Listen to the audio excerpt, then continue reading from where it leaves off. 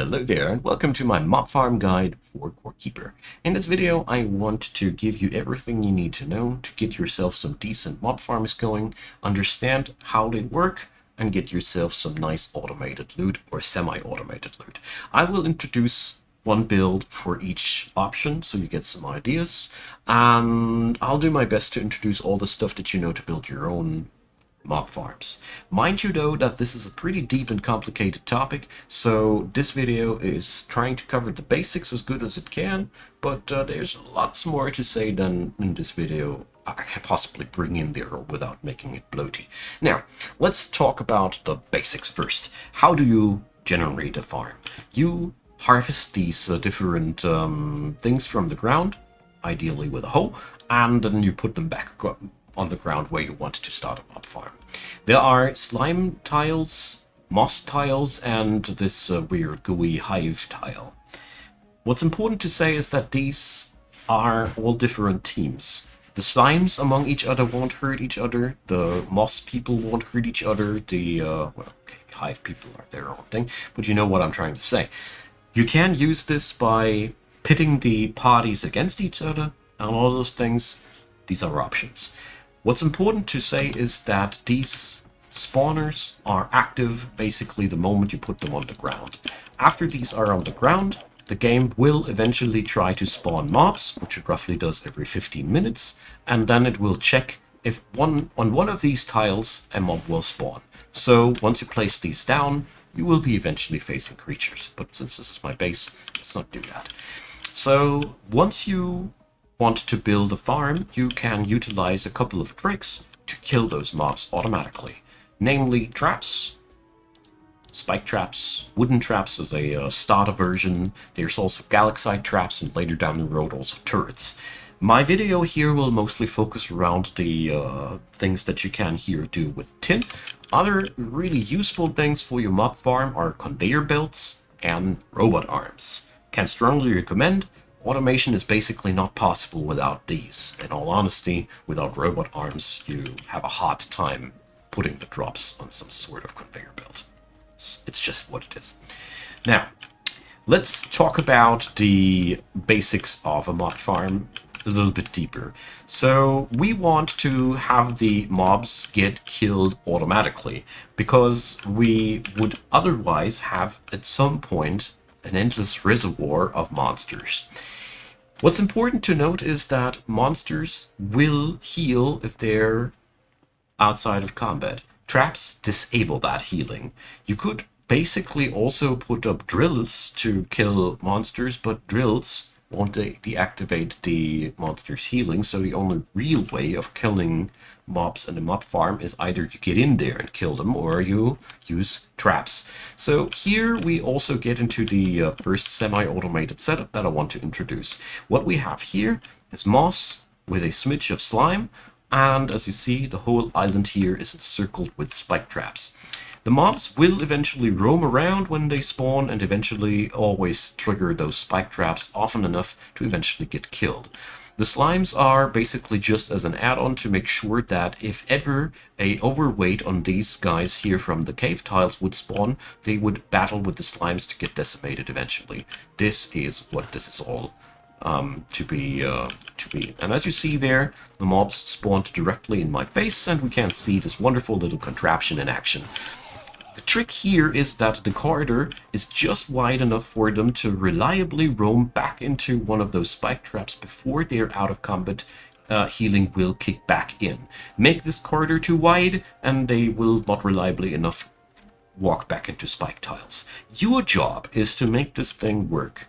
This is one example how it could work. You could, for example, also put some conveyor belts in there to roll the enemy back into the spike traps. What's really important to know and not clearly perceivable here is that mobs have a really hard time to get over spike trap borders. They bounce back once they get on these, and therefore you can use this also a little bit to manipulate their behavior. Really important notes here if you want to utilize combat between factions. So slime versus cave people, for example. Some mobs have very, very annoying features. For example, the people from the blue moss here spawn brutes, which have a club smack that just will destroy ground tiles. So using these together with slimes would result in your setup getting damaged. This is one thing you got to keep in mind. A setup like this, though, has the big advantage that you don't need to do more rather than get in there from time to time and grab the loot. The problem is you need to get in there and grab the loot. It doesn't come to you. But apart from that, a system like this is very easily set up and not complicated. So this is just what it is. If you want to make these systems bigger, mind you that you just need to expand. I will talk a little bit about how to expand mob farms in an efficient way at the end of the video, so stay tuned. We are going to move on over now to an alternative which is more automated, because here, like I said, this thing nicely works in the background, but as you see here already, the scholars are healing each other quite a lot, and it does take some time. So if you want a more efficient and automated version, let me show you one that will do the trick. The wonderful thing about mob farms is you can really go crazy with your creativity here. These are very, very simple setups that I show you here, and feel free to go crazy and more complicated than that. So over here we have a poison slime farm. As you see, there's lots of conveyor belts that all are doing one purpose: herding the purple slime slowly into their doom, which is, at the end of the line, couple of spike traps linked to some robot arms. Here's the power source, that's a power generator, which keeps those robot arms powered up. Between those tiles there's just purple slime, which generates from time to time a fresh purple slime to roam into, and eventually they will get in there and wobble around there and die. This works out of two reasons. First up, when the slimes don't see any player, they will not attack any player structures. They will not randomly start attacking. This will only happen if they see a player, which means in this current situation, walking past my robot arms would be a pretty darn bad idea, which is in the current setup a bit of a problem, but well, for demonstration's sakes, it's really, really good. The other thing is, here again, we have installed a system which funnels the enemy to that kill box at the end. The kill box is also a must-have. If you want automation, you have to control where the creature's dying. Otherwise, it is impossible to link these two robot arms. This does make automation really complicated. The real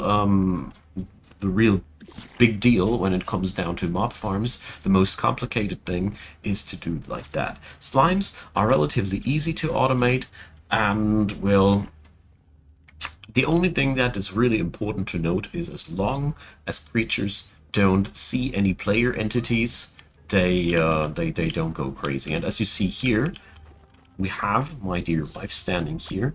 Her standing there didn't trigger the slimes at all. So just to showcase how this this works, I think this is pretty nicely. So this is one example for semi-automated, one example for automated. Now some technical details. When you put down this stuff here,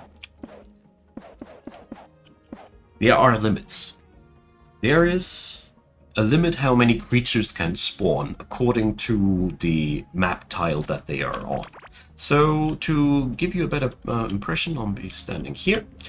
So when I drop down the map and I put my cursor here, you see that the coordinates down there 0.0. So if we go 16 points into that direction, we hit a border.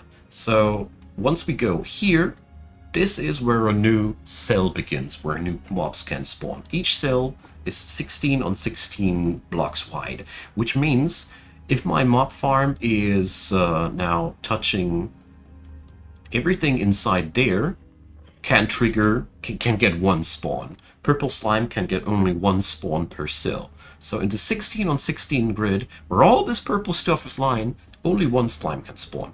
Then down here is the next grid and the next grid.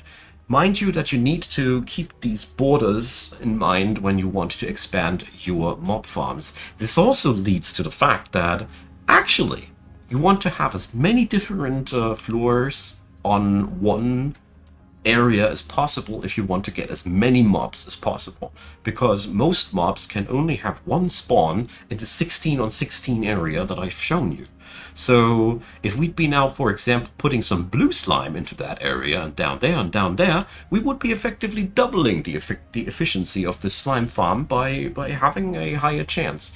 What also is worth mentioning that 7 to 8 tiles of a certain spawner are enough to have a 90% chance of getting that mob when the spawn event is happening. So you don't need that many. What we got here is a bit of an overkill, but it really looks nice. And yeah, eventually you'll get massively diminishing returns when you put more and more and more of that stuff on the ground. This might be also the reason why you're not getting as much as many spawns as you think you'd be getting. It is because you need to claim as many of these 16 on 16 patches as possible.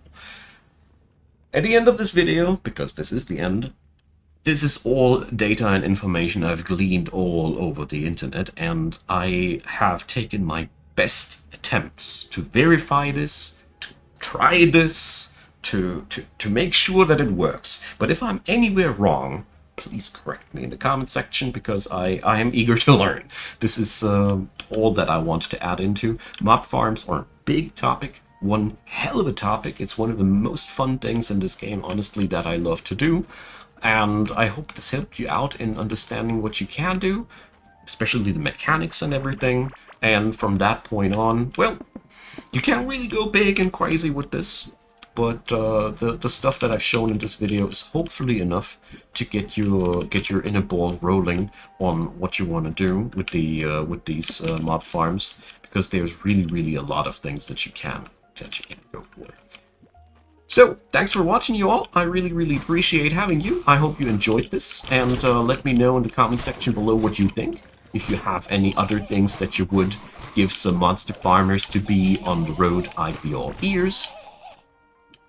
Leave a like, leave a subscribe, consider a check out on the description box. Feel free to support Icon Gaming if you feel like my work is worth a dime for you. It would mean a lot to me. And of course, many thanks to all of you who do, and many thanks to you for watching this video up until the very end. I deeply appreciate. See you all next time. Bye-bye.